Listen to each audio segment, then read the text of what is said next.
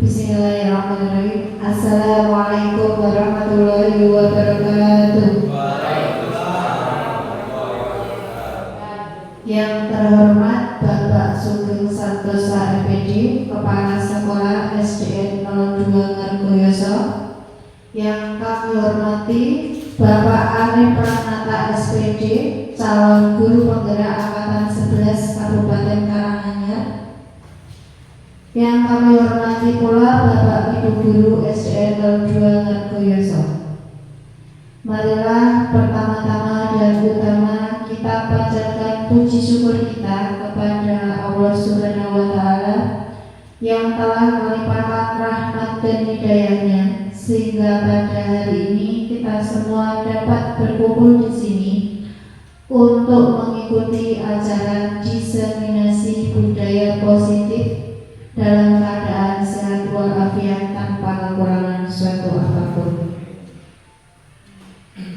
Bapak Ibu, saya bacakan susunan acara pada hari ini.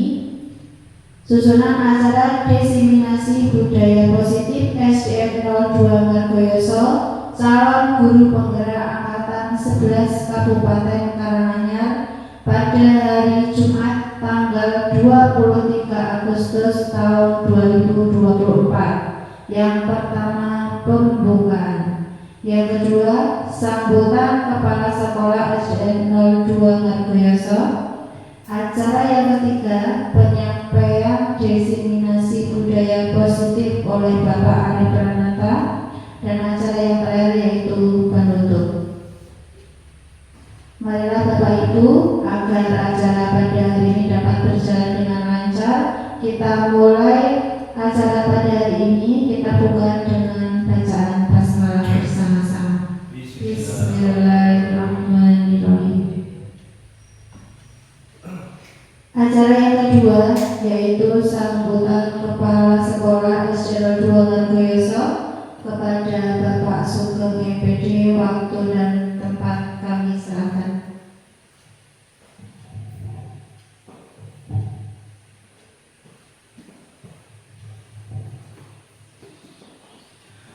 Bismillahirrahmanirrahim. Assalamualaikum warahmatullahi wabarakatuh. Waalaikumsalam warahmatullahi wabarakatuh. Salam sejahtera buat kita semua. Yang saya hormati Bapak Arif Pranata SPD selaku calon guru penggerak angkatan 11 dan pada hari ini melaksanakan diseminasi budaya positif SDN 02 Ngargoyoso.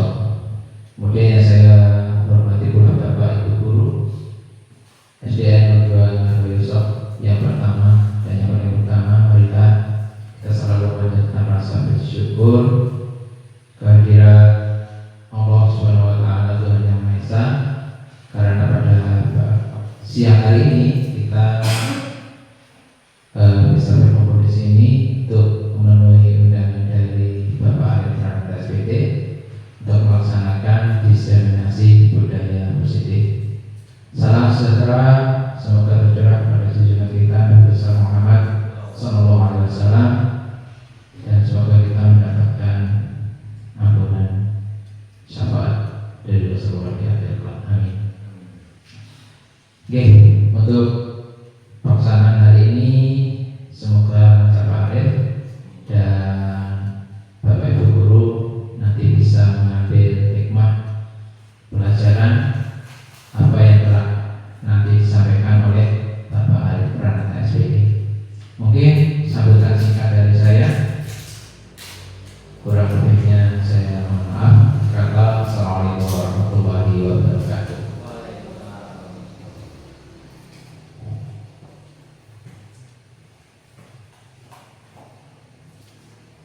Demikianlah sambutan dari Kepala Sekolah SDN 02 Ngargoyoso. Nah, kita memasuki acara yang ketiga, yaitu adalah penyampaian diseminasi budaya positif yang akan disampaikan oleh calon guru penggerak kita, Bapak Arif Pranata. Dipersilakan.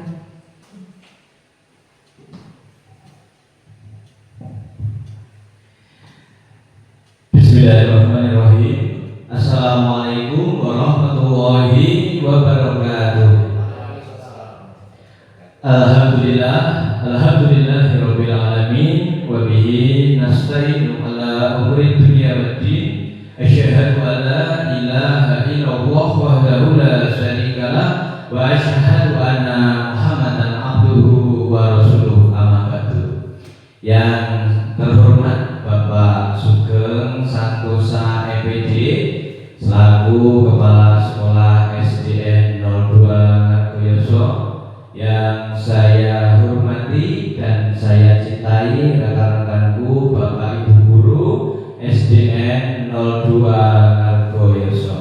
Baik, yang pertama dan utama, marilah kita senantiasa memanjatkan puja dan syukur kita kehadirat Allah Subhanahu wa taala, Tuhan yang Maha Esa, karena atas limpahan rahmat, taufik dan hidayahnya pada kesempatan siang hari ini dapat hadir di ruangan kelas SDN 02 Ngargoyoso ini dalam rangka yaitu penyampaian diseminasi budaya positif dalam keadaan sehat, selamat dan bahagia tanpa halangan suatu apapun. Amin.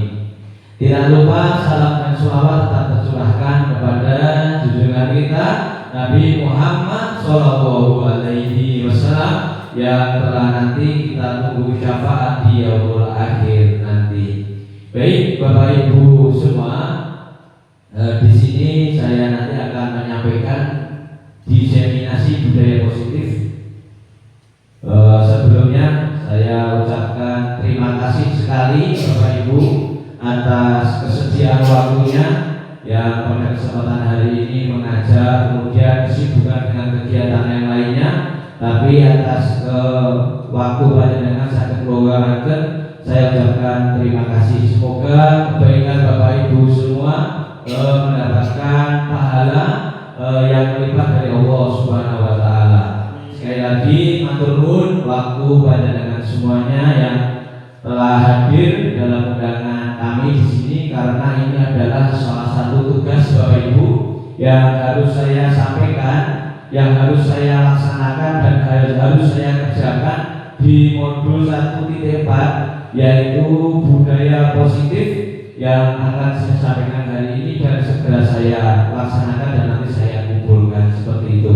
Baik Bapak Ibu semuanya, mohon maaf nanti di sini bukan dipun sambil Bapak Ibu, monggo Bapak seadanya gitu, monggo dipun sambil kali nanti melihat tayangan set depan. Nah, nanti Bapak Ibu nanti kita di sini belajar bersama gitu. Bukan berarti saya nanti sok pinter atau menggurui Bapak Ibu semua, tapi di sini nanti saya akan menyampaikan diskusi kita bersama mengenai yaitu diseminasi budaya positif dalam memenuhi tugas aksi nyata modul 1.4 calon guru penggerak di angkatan 11 Kabupaten Karanganyar.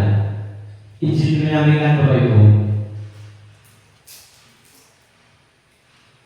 Yang pertama nanti kita akan pendahuluan lebih dahulu Bapak Ibu. Di depan layar yaitu kita teringat dan mengingat kembali yaitu jasa dari Bapak Pendidikan Indonesia kita, yaitu Bapak Ki Hajar Dewantoro. Inilah adalah salah satu orang yang sangat berjasa dalam pendidikan di Indonesia. Ki Hajar Dewantoro telah mengumpamakan bahwa sekolah yaitu sebagai sebuah ladang tempat persemaian bibit agar bibit bisa berkembang secara maksimal. Maka petani itu kita dibaratkan kita dapat memperbaiki kondisi tanah, memelihara bibit tanaman, memberi pupuk, air, kemudian membasmi ulat atau jamur yang mengganggu hidup tanaman dan lain sebagainya. Kemudian yang kedua selanjutnya yaitu dari uraian di atas Bapak Ibu, kita dapat mengambil suatu kesimpulan yaitu dengan memahami bahwa sekolah itu diibaratkan sebagai tanah, ya, tanah tempat bercocok tanam, sehingga guru harus mengusahakan sekolah menjadi lingkungan yang menyenangkan, menjaga, melindungi murid dari hal-hal yang tidak baik.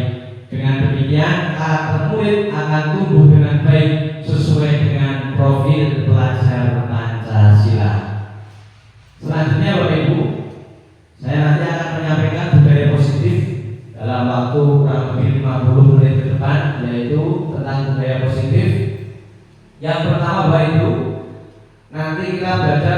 apa itu diseminasi, apa itu budaya positif, dan apa di sekolah kita sudah tercipta budaya positif. Yang pertama yaitu pengertian diseminasi. Diseminasi itu apa? Diseminasi adalah penyebarluasan ide gagasan yang baik. Itu pengertian diseminasi terlebih dahulu. Kemudian melanjutkan ke budaya positif. Ya, budaya positif merupakan suatu perwujudan dari nilai-nilai kebajikan atau keyakinan universal yang diterapkan di sekolah. Budaya positif di sekolah ialah nilai-nilai, keyakinan, dan kebiasaan di sekolah yang berpihak kepada murid agar murid dapat berkembang menjadi pribadi yang kritis, penuh hormat, dan bertanggung jawab. Dalam mewujudkan budaya positif ini, guru memegang peran yang sangat sentral. Itu Bapak Ibu. Ini pengertian diseminasi dan budaya positif. Selanjutnya Bapak Ibu, di sekolah kita sudah menerapkan nilai budaya positif. Nah, dimulai dari diri Bapak Ibu guru atau dari kita semua, misalnya dari yang ringan kita tersenyum. Nah, tersenyum jika bertemu dengan teman sejawat, tersenyum dengan murid, dan saling menyapa dan sebagainya. Ini adalah salah satu budaya positif di sekolah kita yang sangat ringan Bapak Ibu, yang kita bisa terapkan sehari-hari di lingkungan sekolah kita. Selanjutnya Bapak Ibu, hari ini nanti kita akan belajar bersama atau berdiskusi bersama mengenai inti dari budaya positif. Intinya nanti ada 5 ini Bapak Ibu. Yang pertama nanti disiplin positif dan nilai-nilai kebajikan, kemudian keyakinan kelas, ada teori motivasi, hukuman, penghargaan, dan restitusi, kemudian kebutuhan dasar manusia, kemudian segregasi restitusi, dan 5 posisi kontrol. Nah, ini nanti kita pelajari bersama Bapak Ibu apa itu dari masing-masing dari yang ada di depan ini. Nah, Bapak Ibu, yang pertama yaitu disiplin positif.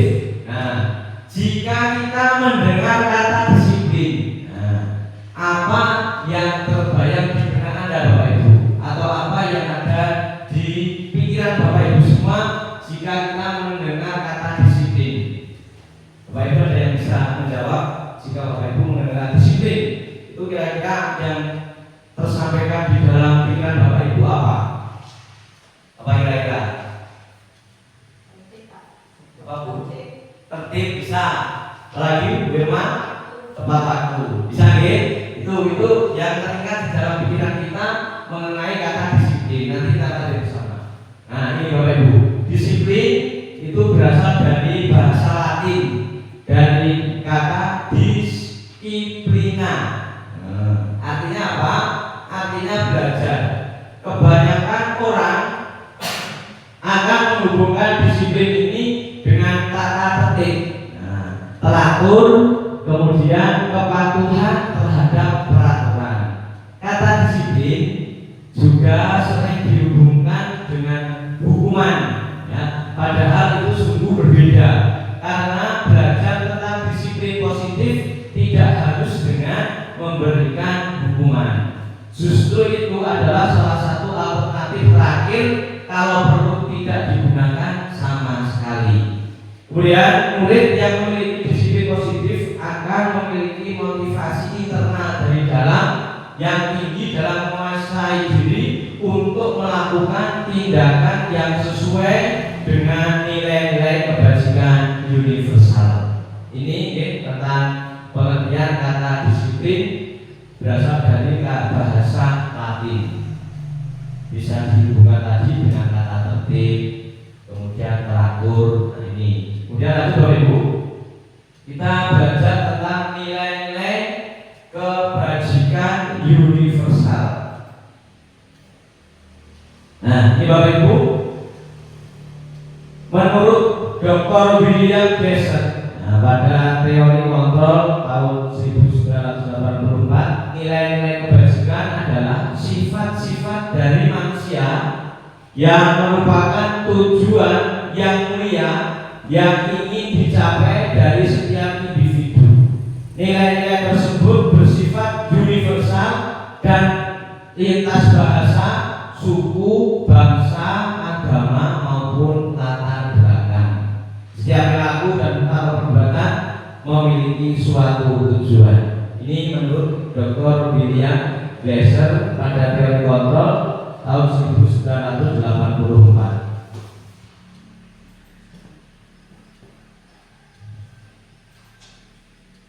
Kemudian Bapak Ibu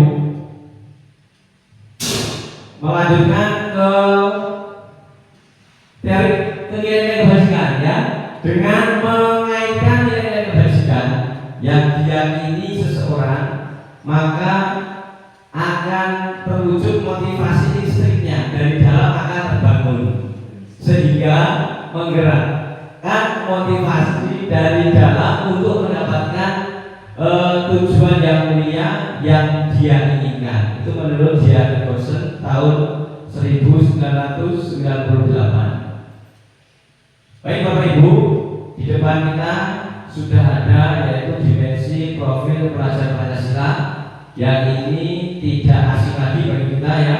Dan setiap hari di dalam kurikulum Merdeka Belajar ini adalah hal yang sangat-sangat terbiasa untuk kita. Ada 6 dimensi Bapak Ibu. Yang pertama yaitu tentang beriman, bertakwa kepada Tuhan Yang Maha Esa ditambah dengan berakhlak mulia. Itu dimensi yang pertama. Kemudian selanjutnya yaitu berkebinekaan global, bergotong royong, kreatif, bernalar kritis dan mandiri. Ini adalah profil dimensi pelajar Pancasila yang setiap hari kita laksanakan dalam pembelajaran bersama siswa. Adik Bapak Ibu, kita sudah belajar tentang teori motivasi perilaku manusia. Pertanyaannya Bapak Ibu, sebagai seorang guru, ya kita sebagai seorang guru ya, saat hadir mengajar di kelas tepat waktu, motivasi apakah yang mendasari tindakan Anda, berarti tindakan kita jika kita hadir di kelas tepat waktu? Ada 3 pilihan Bapak Ibu. Yang pertama, apakah Bapak Ibu datang tepat waktu karena tidak ingin ditegur oleh atasan? Tidak ya. Yang kedua, Bapak Ibu ingin mendapatkan pujian dari atasan dan mendapat penghargaan dari karyawan atau guru yang berprestasi, atau mendapatkan imbalan penghargaan dari orang lain? Tidak. Atau yang terakhir, Bapak Ibu ingin menjadi orang yang menghargai waktu, menghargai diri sendiri sebagai teladan bagi murid-murid, karena Bapak dan Ibu percaya tindakan Bapak Ibu sebagai seorang guru akan dicontoh oleh murid-murid, atau dengan kata lain menghargai nilai diri sendiri. Ini ya Bapak ya. Ya, jadi kita hadir dalam tepat waktu, kita harus mempunyai nilai-nilai yang terakhir ini, menghargai diri sendiri, yaitu dengan cara menghargai waktu, dengan cara menghargai diri sendiri sebagai teladan bagi murid-murid kita. Lanjut Bapak Ibu, menurut J.R. Dawson, J.R. Dawson tadi ya, teori motivasi perilaku manusia ini ada 3 Bapak Ibu. Ada 3. Dan 3 ini bisa dibedakan dari motivasi internal dari dalam diri kita dan dari eksternal dari luar kita Bapak Ibu. Kita yang pertama, untuk menghindari ketidaknyamanan atau hukuman yang akan terjadi apabila kita tidak melakukannya. Ini termasuk motivasi dari luar. Ini termasuk aturan ya. Yang kedua, untuk mendapatkan imbalan dari orang lain atau institusi atau apa yang akan saya dapatkan apabila saya melakukannya. Ini motivasi dari luar. Kemudian dari dalam, yaitu untuk menghargai diri sendiri. Saya akan menjadi seorang seperti apa bila saya akan melakukannya. Nah, ini adalah motivasi kita yang dari dalam. Nah, ini semuanya diperlukan Bapak Ibu, tapi yang paling penting yaitu motivasi dari dalam diri kita, yaitu menghargai diri sendiri.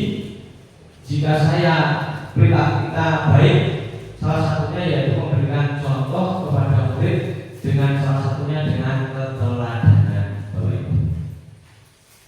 Kemudian kita belajar tentang hukuman dan konsekuensi.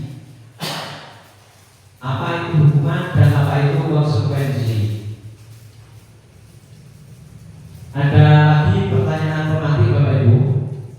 Nanti setuju atau tidak setuju. Yang pertama, hukuman dapat mendisiplinkan anak. Setuju atau tidak setuju?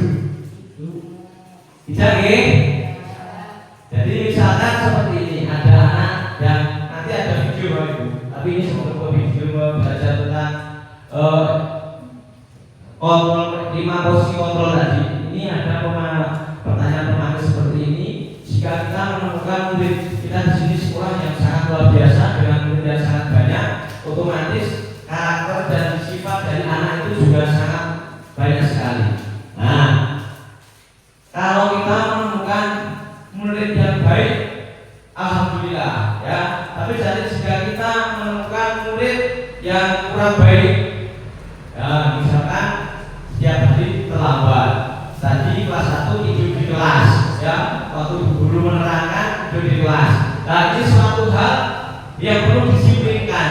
Nah, nanti apakah kita harus memberikan hukuman atau tidak? Seperti itu. Yang kedua, pemberian hukuman dengan hal yang positif seperti membaca atau membersihkan halaman dapat meningkatkan disiplin anak. Kira-kira dapat atau tidak Bapak Ibu? Misalkan anak terlambat ke sekolah, seragamnya juga salah seragam, kemudian kita berikan hal yang positif dengan membaca, membersihkan halaman, kira-kira dapat meningkatkan disiplin atau tidak? Belum tentu, nggih. Belum tentu. Kemudian yang ketiga, memberikan penghargaan dapat meningkatkan motivasi belajar anak. Bisa, nggih? Ya, yang ketiga ini kita setuju Bapak Ibu. Ini hukuman bersifat tidak terencana atau tiba-tiba. Anak atau murid tidak tahu apa yang akan terjadi, kemudian dan tidak dilibatkan. Hukuman bersifat satu arah dari pihak guru yang memberikan dan murid yang menerima suatu hukuman tanpa melalui suatu kesepakatan atau pengarahan dari pihak guru, baik sebelum atau sesudahnya. Hukuman yang kita berikan bisa berupa fisik maupun psikis. Murid atau anak disakiti oleh suatu perbuatan atau kata-kata. Sementara itu hukuman ya. Sementara disiplin dalam bentuk yaitu konsekuensi sudah terencana atau sudah diadakan kesepakatan, sudah dibahas dan disetujui oleh murid dan guru. Pada umumnya bentuk-bentuk konsekuensi dibuat oleh pihak guru atau sekolah dan murid sudah mengetahui sebelumnya konsekuensi yang diterima bila ada pelanggaran. Ini membedakan hukuman dengan disiplin. Ini Bapak Ibu, hukuman antara nanti kita belajar juga tentang restitusi ya. Apa itu restitusi nanti kita saya sampaikan di sini Bapak Ibu. Ini saya sampaikan sepintas, yaitu nanti identitas gagasan hukuman negatif, konsekuensinya netral dan restitusinya positif. Yang pertama yaitu suatu hal yang menyakitkan harus terjadi. Konsekuensinya yaitu sesuatu harus terjadi dan restitusinya merupakan suatu pilihan. Hukuman itu tidak nyaman untuk murid untuk jangka panjang. Konsekuensinya untuk waktu jangka pendek dan restitusinya merupakan murid dalam waktu jangka panjang. Kemudian hukumannya korban mendapatkan keadilan konsekuensinya korban bisa diabaikan dan korban mendapatkan ganti. Ini Bapak Ibu sampai terakhir. Nah, ini ada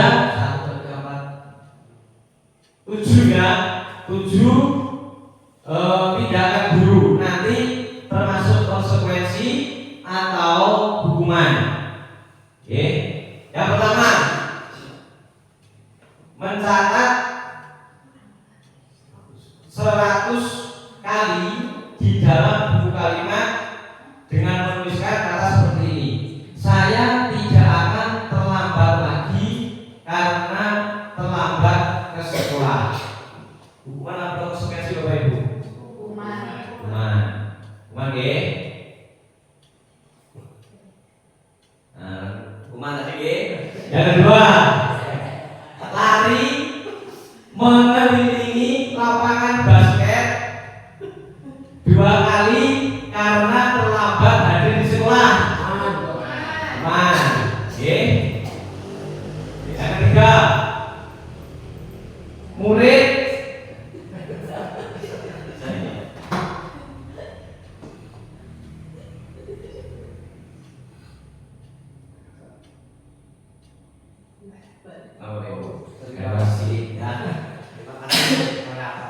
yang ketiga yaitu murid diminta push up 15 kali karena tidak menggunakan masker waktu sekolah.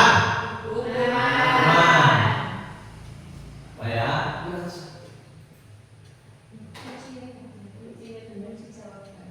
Ini kuncinya ya Bapak Ibu ya. Langsung saja lagi. Ya berapa? Ini menggantikan kertas tugas yang telah kita lihat teman-temannya, itu termasuk konsekuensi. Kemudian membersihkan tumpahan air di meja karena tersenggol saat belajar, itu konsekuensi. Kemudian murid disuruh untuk mengenakan sepatu seharian di sekolah karena tidak mengenakan sepatu hitam, itu termasuk hukuman. Sehari di sekolah tanpa menggunakan sepatu. Nyeker bahasa Jawanya ya. Terakhir, lari mengelilingi lapangan basket 2 kali karena terlambat 10 menit untuk pelajaran BCOK. Itu termasuk konsekuensi Bapak Ibu. Ini kalau zaman sekarang sudah bisa kita hindari Bapak Ibu ya. Lanjut Bapak Ibu.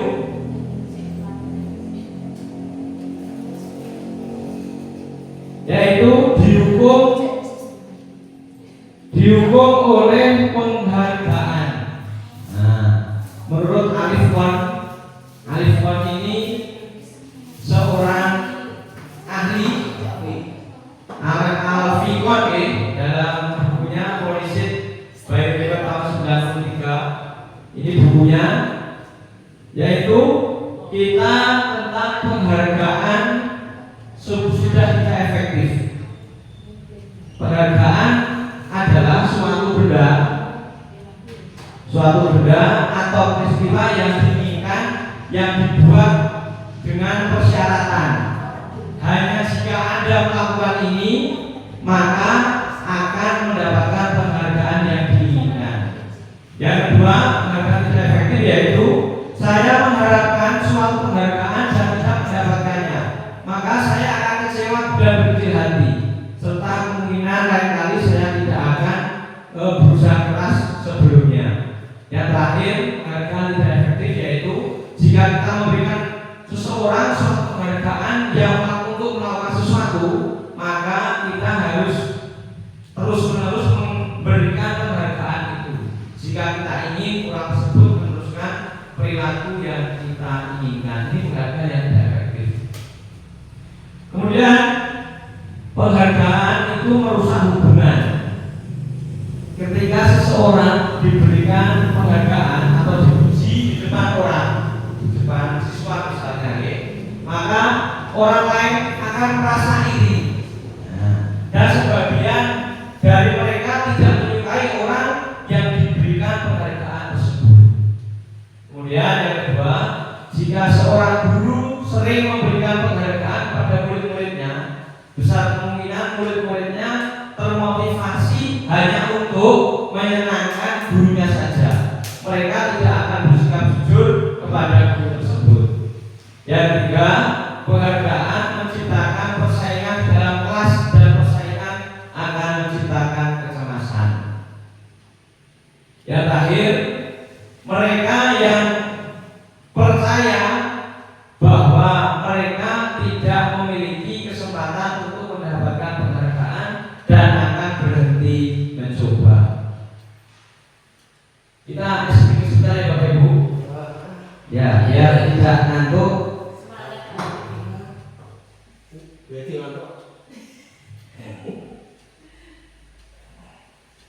Nanti mohon izin untuk berdiri Bapak Ibu. Nah, nanti sempat di depan atau di luar mejanya ya. Di luar kelas mau Kelas. Nanti kita akan mencoba sedikit diputar-putar. Nanti Bapak Ibu yang ada di depan ya. Ya, mungkin Bapak Ibu sudah pernah mencobanya.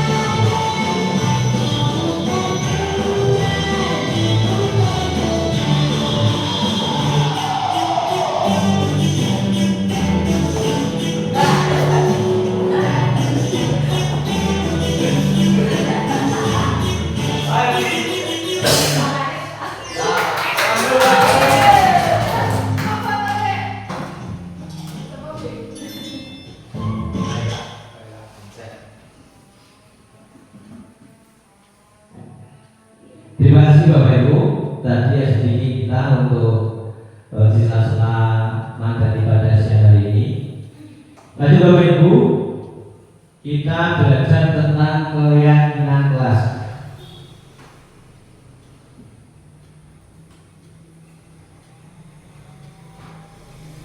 Apa itu keyakinan kelas? Lanjutkan ya, keyakinan kelas adalah pernyataan yang berbentuk tulisan yang dibuat oleh seseorang atau sekelompok seseorang yang bersifat universal, berfungsi membangun hal yang positif agar semua mentaatinya. Kemudian keyakinan kelas jumlah kalimatnya tidak banyak atau singkat sehingga mudah diingat dan dipahami oleh seluruh warga kelas. Nanti ada contohnya Bapak Ibu. Ciri-ciri keyakinan kelas yang pertama lebih singkat dari peraturan, kemudian pernyataan yang lebih umum atau universal, dibuat positif, kemudian tidak terlalu banyak, dapat diterapkan di lingkungan kelas dan semua warga kelas ikut berpartisipasi. Ini kalau kita dulu waktu masuk kelas yang pertama ya, tentang keyakinan kelas, Bapak Ibu sudah membuatnya. Nah ini Bapak Ibu, kita membuat keyakinan kelas hindari dengan kata negatif. Kalimat negatif itu misalnya dengan kata jangan, kita ganti dengan kalimat positif. Misalnya Bapak Ibu, jangan mencontek saat ulangan ya nak, bisa kita ganti dengan jujurlah saat ulangan. Contoh lagi yang kedua, jangan berlari-lari ya nak, kita bisa ganti dengan kata berjalan dengan tertib. Yang ketiga, jangan berisik nak, bisa kita ganti dengan anak-anak tenang ya saat belajar. Ini dari kata jangan ini diganti dengan kalimat yaitu positif. Nah, nanti nilai keyakinan kelas ini ada contoh Bapak Ibu, termasuk disiplin, tanggung jawab, keselamatan, atau saling menghargai atau komitmen. Kembalikan buku tempatnya kira-kira masuk yang mana Bapak Ibu? Disiplin, tanggung jawab ya, tanggung jawab. Dilarang mengganggu orang lain, saling menghargai. Hadir 15 menit sebelum bel masuk, disiplin. Dilarang melakukan kekerasan, keselamatan. Nah ini kita lanjut Bapak Ibu tentang 5 kebutuhan hidup manusia. Ini semuanya kita butuh Bapak Ibu ya. Menurut Dr. William Fraser, 5 kebutuhan manusia itu apa saja? Yang pertama yaitu kasih sayang dan rasa diterima. Kita butuh kasih sayang Bapak Ibu, butuh nggih? Kasih sayang keluarga, kasih sayang sama teman. Kemudian yang kedua yaitu kita butuh kebebasan. Kemudian bertahan hidup, kesenangan, dan yang terakhir yaitu penguasaan. Nanti saya sampaikan satu persatu. Nah ini Bapak Ibu. Yang pertama, bertahan hidup. Bertahan hidup ini salah satu kebutuhan dasar manusia Bapak Ibu. Kita ingin hidup secara terus-menerus ya. Kita membutuhkan fisiologis dan biologis Bapak Ibu. Fisiologis itu apa? Kesehatan, sehat ya. Kemudian rumah, kemudian makan. Ini kebutuhan fisiologis kita. Kemudian kebutuhan biologis kita yaitu kita bereproduksi atau berkembang. Yang kedua, kebutuhan manusia menurut William Fraser yaitu penguasaan atau kebutuhan pengakuan atas kemampuan kita. Di sini keinginan untuk dianggap berharga, kemudian kekuatan untuk mencapai sesuatu, diakui atas prestasi dan keterampilan, dan yaitu didengarkan dan memiliki harga diri. Ini penguasaan kita Bapak Ibu. Ini kebutuhan kita. Yang ketiga yaitu kesenangan. Mencari kesenangan, kebutuhan untuk bermain dan tertawa. Ini salah satu kita, misalnya setiap hari bertemu keluarga ya. Dengan bertemu keluarga kita, perasaan kita dengan anak misalkan, kita bermain dan tertawa itu suatu kesenangan dan itu adalah kebutuhan kita.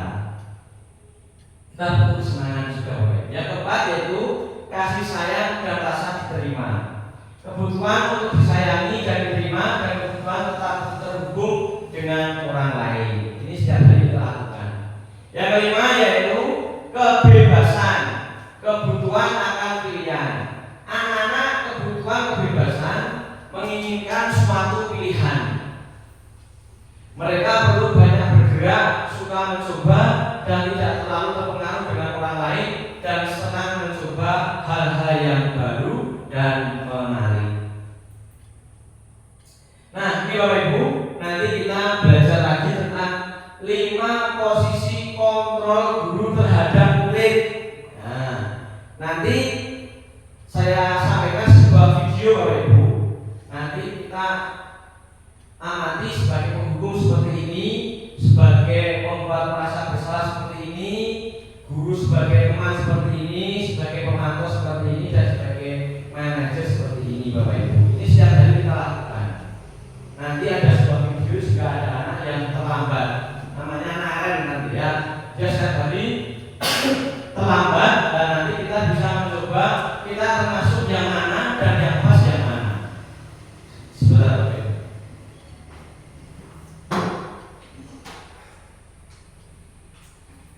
Monggo kali disambi menawi isih Bapak Ibu. Ya, tentu bisa. Monggo Bapak Ibu.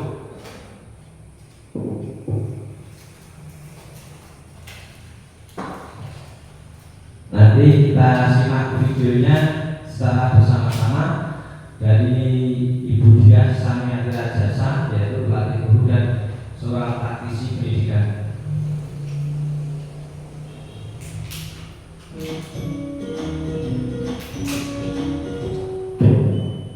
Salam bahagia Ibu dan Bapak Guru hebat. Dalam penerapan disiplin positif restitusi, salah satu program yang dikembangkan adalah 5 posisi kontrol. 5 posisi kontrol dalam restitusi adalah proses perjalanan seorang pendidik agar dapat mengenali dirinya. Pada video kali ini, kita akan membahas tentang 5 posisi kontrol yang dikembangkan oleh Dian Dawson dan contoh penerapannya.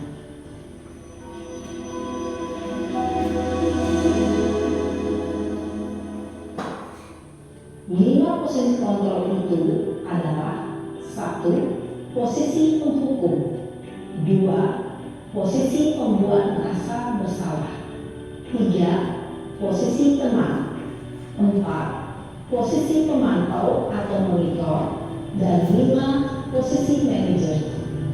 Untuk lebih memahami kelima posisi tersebut, mari kita saksikan kasus Naren yang terlambat hadir 20 menit di sekolah dan melihat bagaimana kelima posisi kontrol dalam menghadapi masalah tersebut.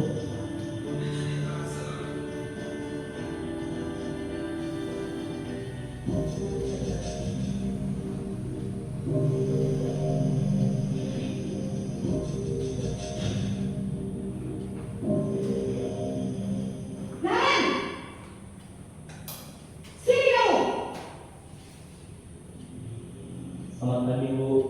Selalu terlambat. Kamu deh, pasti terlambat. Maaf Bu, saya Apa? Apa coba? Alasan kamu apa lagi? Kapan sih kamu tidak terlambat? Malas sekali ya kamu jadi anak. saya Dasar pemalas. Gak kapok-kapok sih kamu. Sudah berapa kali terlambat? Sana, kamu keliling lapangan basket 2 kali. kenapa saya harus ke lapangan basket Bu? Kenapa? Kamu nolak ibu. Berani-beraninya jawab. Sudah terlambat, masih berani jawab pula. Sekarang, keliling lapangan basket 5 kali sekalian. Biar kapok. Cepat. Pergi sana ke lapangan basket. Posisi menghukum biasanya berbicara dengan nada tinggi, menghardik, menunjuk-nunjuk, menyakiti, dan menyindir. Hukuman bisa berupa fisik maupun psikis. Ibu dan Bapak Guru hebat, dampak yang terjadi pada murid ketika guru berada pada posisi penghukum adalah murid cenderung akan memberontak, bahkan menyimpan dendam.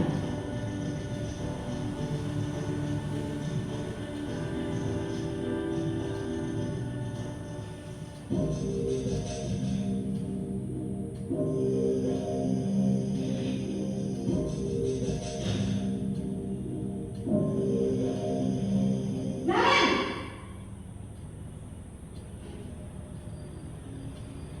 Selamat pagi Bu. Naren!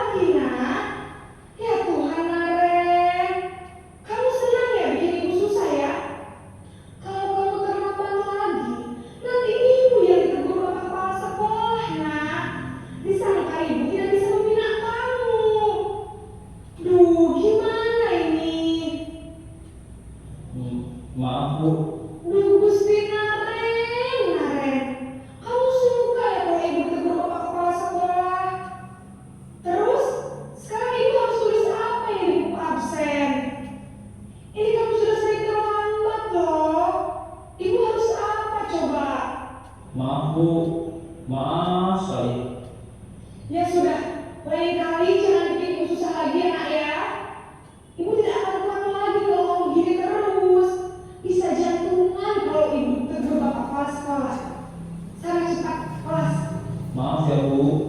Maaf sekali. Posisi membuat rasa bersalah diucapkan dengan nada tenang, cenderung lembut, namun kata-kata yang diutarakan membuat murid merasa menjadi orang yang gagal, memandang buruk dirinya sendiri, merasa tidak berharga, dan tidak sanggup membahagiakan orang lain. Ketika guru mengambil posisi pembuat rasa bersalah, murid akan menganggap dirinya yang bersalah dan ia akan menyimpan emosi negatif tersebut di dalam dirinya. Di posisi teman.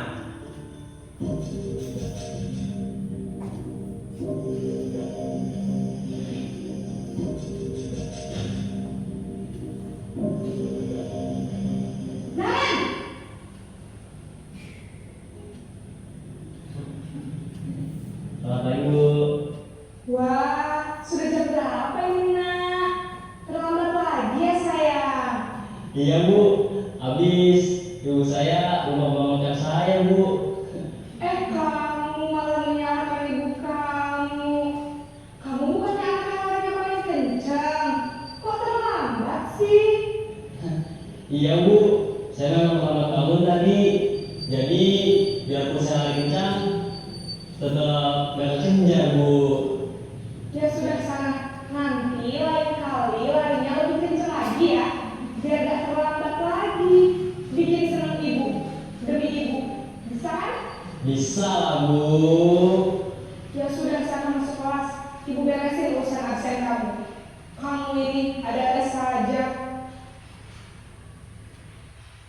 Dalam posisi teman, guru berbicara dengan nada suara ramah, akrab, cenderung bersenda gurau untuk menjaga suasana tetap santai. Murid akan merasa senang, aman, dan akrab dengan guru. Identitas yang tercipta adalah identitas sukses atau berhasil. Namun, perlu diingat, karena ini masih dorongan eksternal, maka ada faktor ketergantungan dan miss kepada orang tertentu. Di sini guru aksennya, sehingga lain waktu murid bisa berperilaku baik, namun hanya kepada orang-orang tertentu saja.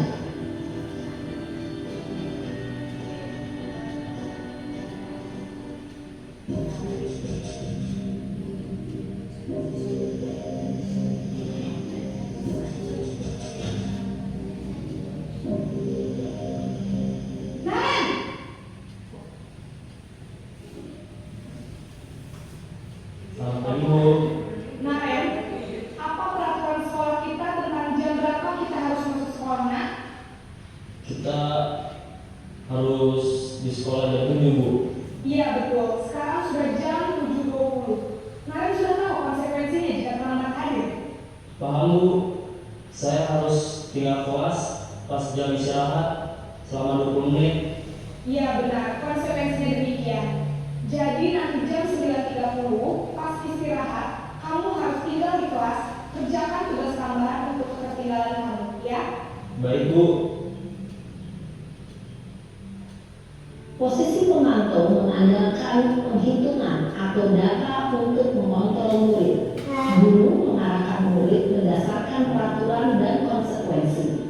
Seorang pemantau menunjukkan bahasa tubuh dan ekspresi wajah yang datar dan cenderung formal.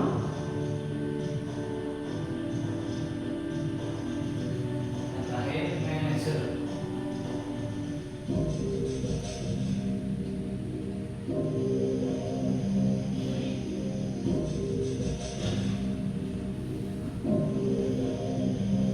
Naren!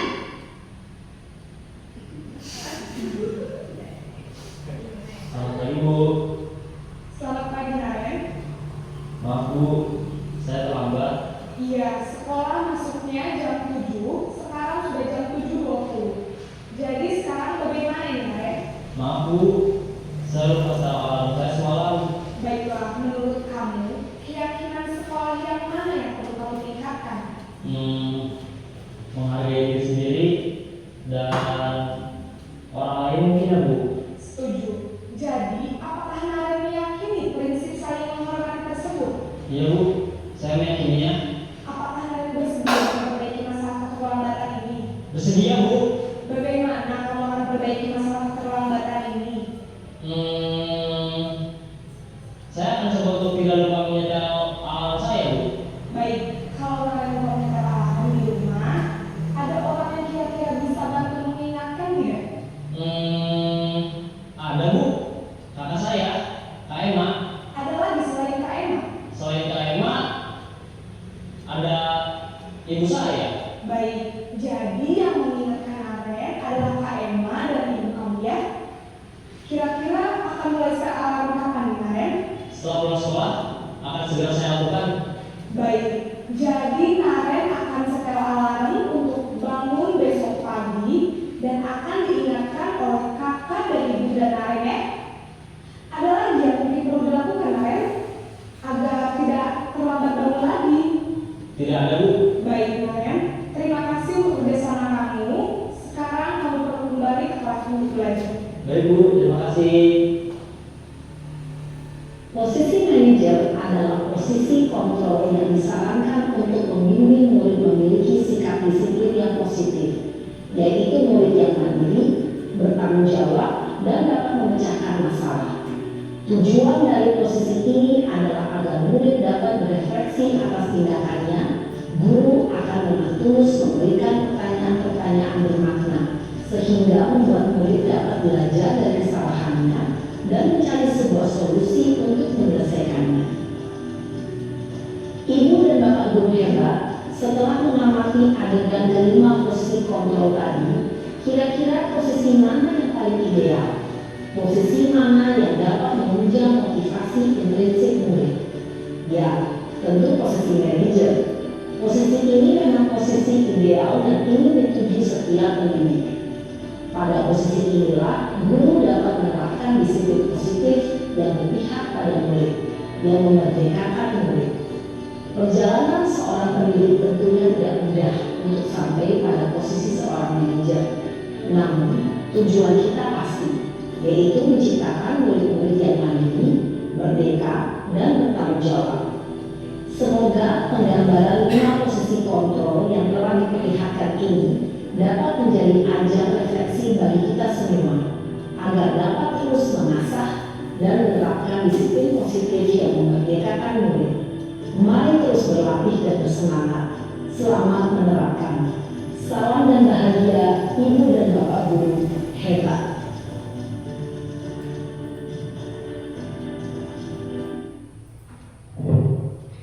Demikian tadi Bapak Ibu tentang 5 posisi kontrol ya dalam video tersebut yang pas bagi kita, yaitu menjadi seorang sebagai apa tadi Bapak Ibu? Manajer ya.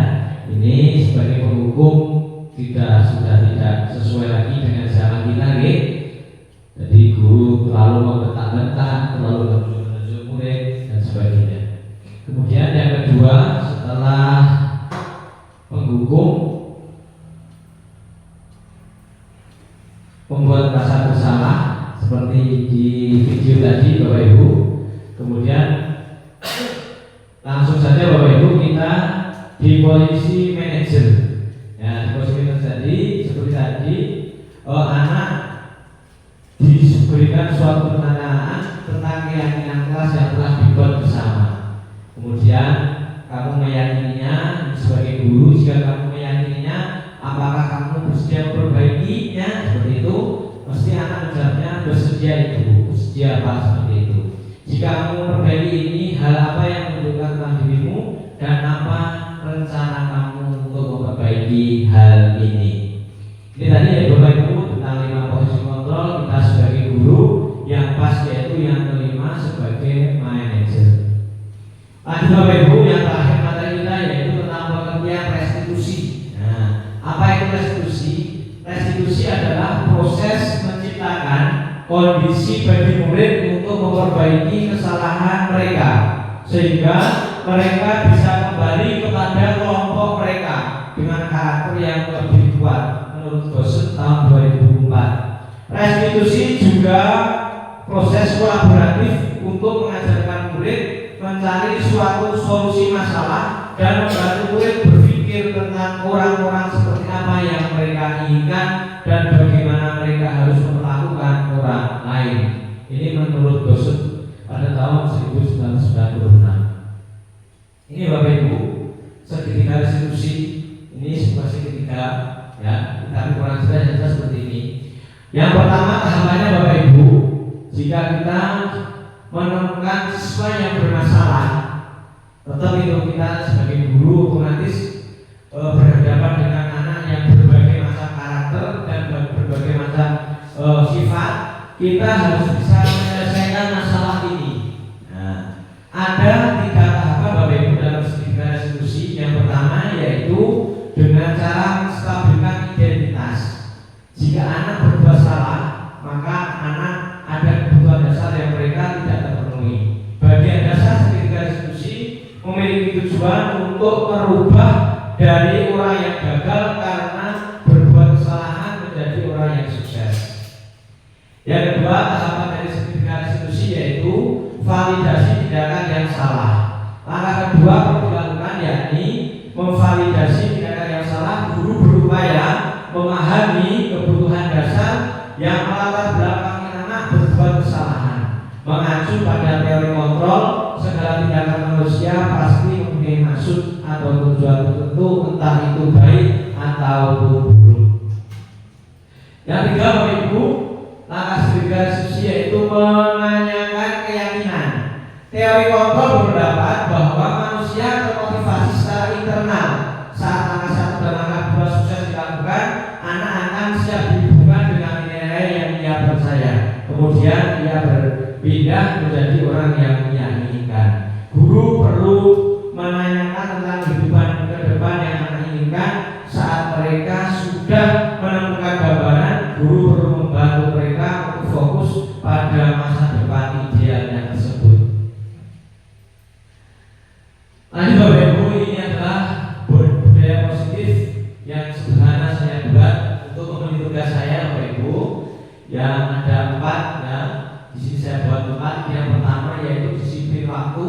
Ini merupakan kesepakatan kelas yang saya buat bersama anak-anak. Kemudian yang kedua yaitu mengecek peralatan murid sebelum kegiatan belajar dimulai. Ini termasuk budaya positif. Mengecek alat tulis dan bukunya yang dia bawa dari rumah. Kemudian budaya positif yang ketiga yaitu ramah-tamah dan sopan santun kepada sesama teman maupun seluruh warga sekolah. Ini penting Bapak Ibu. Kita bertemu dengan teman, bertemu dengan anak. Salah satunya yang paling mudah yaitu kita mengadakan sopan santun dengan cara yang paling ringan dengan bersenyum tadi. Yang terakhir Bapak Ibu, masih dengan disiplin waktu, mengikuti pembelajaran yang aktif, kreatif, dan inovatif. Ini agar proses pembelajaran di kelas dapat berjalan dengan baik. Perlu dilakukan yaitu keaktifan dan kreatif kita, kemudian inovatif kita menjadi guru sehingga anak akan senang untuk mengikuti pelajaran Bapak Ibu. Ini budaya positif yang saya buat. Kalau dulu Pak Sutyono banyak membuat, saya membuat 4 saja Bapak Ibu yang mudah diingat dan mudah dilakukan. Ini Bapak Ibu pesan saya terakhir dalam materi saya budaya positif, yaitu jangan pernah berhenti untuk berbuat baik karena kebaikan itu pasti akan kembali ke kita, ke anak cucu kita. Ini salah satu motivasi saya yaitu Bapak Ibu jangan pernah atau jangan lelah untuk berbuat baik. Ini Bapak Ibu, sebelum saya mengakhiri, refleksi dulu ya Bapak Ibu ya. Refleksi dulu nanti dari Bapak Ibu yang saya sampaikan tadi, mungkin Bapak Ibu apa yang sudah diterima dan bisa disampaikan di sini Bapak Ibu. Monggo dari siapa? Pak Didi bisa menyampaikan versi Bapak. Ya.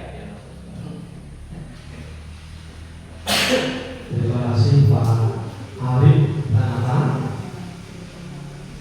Yang dapat saya peroleh hari ini dari penyampaian materi Pak Arif adalah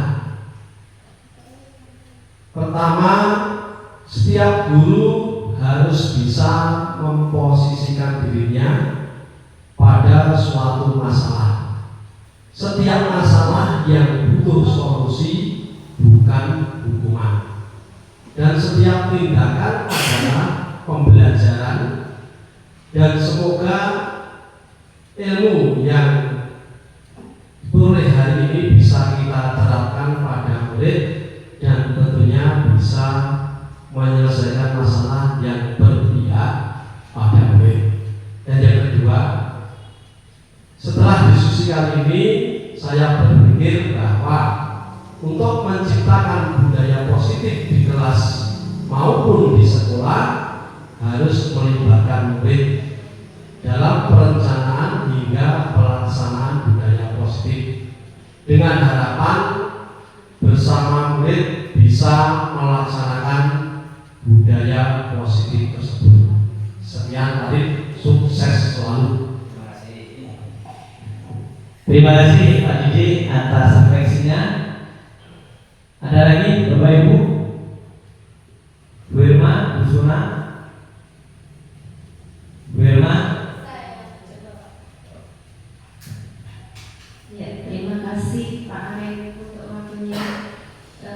Berdasarkan diskusi kita ini tadi, Pak, saya mengambil refleksi bahwa menurut saya untuk di sekolah kita ini sudah menerapkan budaya positif dan nilai kebajikan yang ada di kelas kita itu sudah terbangun dengan baik, dan semoga kedepannya lebih baik lagi setelah kita mendapatkan ilmu dari Pak Arif.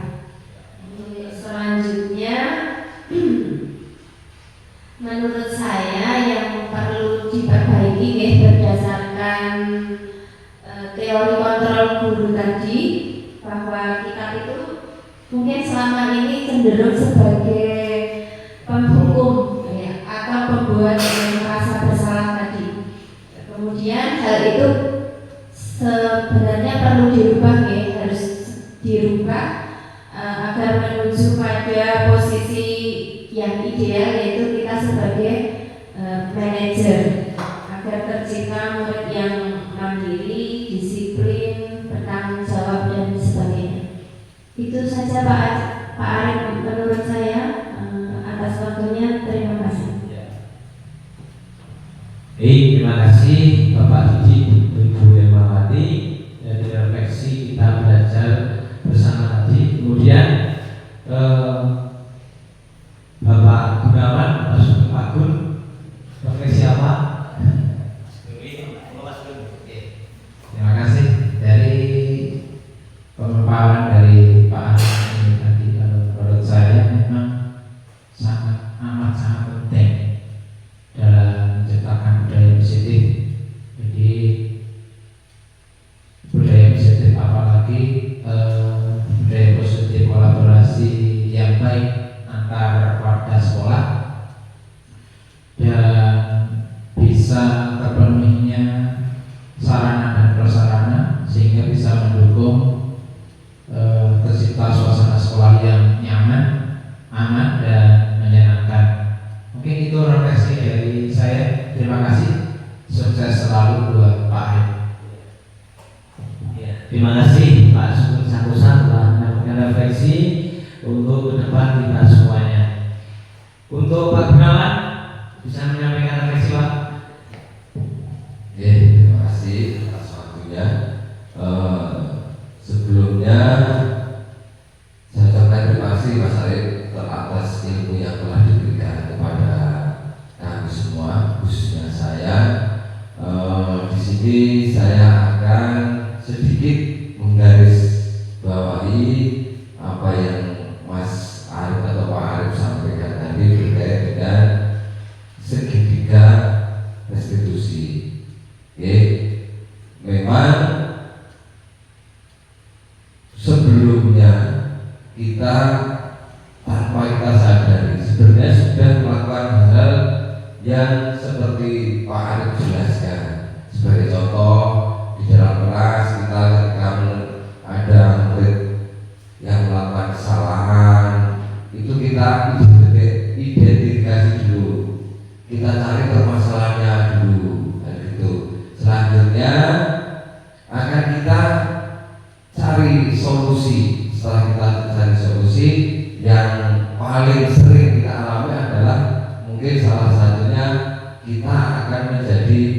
istilahnya bukan menghakim, tapi karena di kelas kita juga harus menjaga kondusivitas kelas, kan maksudnya kita harus paling tidak agak memberikan ketegasan seperti itu. Dan terima kasih, ternyata dari yang telah kita lakukan masih kurang ya untuk masa Pak itu. Jadi untuk yang terakhir apa itu berkaitan dengan itu, ada satu hal yang agak saya lupa ya. Nanti akan kita pelajari lagi Mas Arif. Ya sukses Mas Arif ya atas cita-citanya, semoga bisa lancar. Terus Pak Gun atas refleksinya tentang segitiga restitusi untuk kita laksanakan kedepannya bersama-sama. Terakhir untuk Ibu Sona bisa memberikan refleksi apa yang kita peroleh pada kegiatan kita siang hari ini. Terima kasih Pak Arif atas kesempatannya. Ya, sebelum saya di sini menerima materi dari Pak Arif, saya itu merasa penerapan saya sudah paling benar. Ternyata setelah saya mengikuti materi ini tadi dari video kontrol guru, ternyata saya itu masih salah. Saya masih sebagai penghukum atau merasakan anak itu bersalah. Nah, di sini saya mendapat wawasan. Terima kasih Pak Arif atas materi yang disampaikan kepada kami.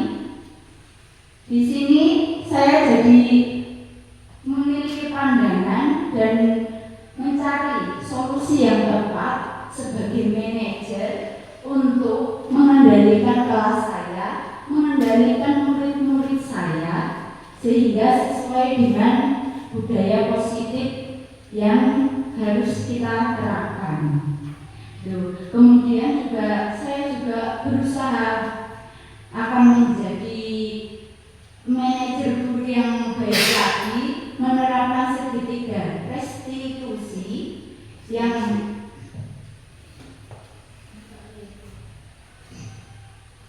akan membuat sekolah kita ini menjadi akhlak yang mulia sesuai dengan visi misi sekolahan kita. Sekian Bapak, terima kasih.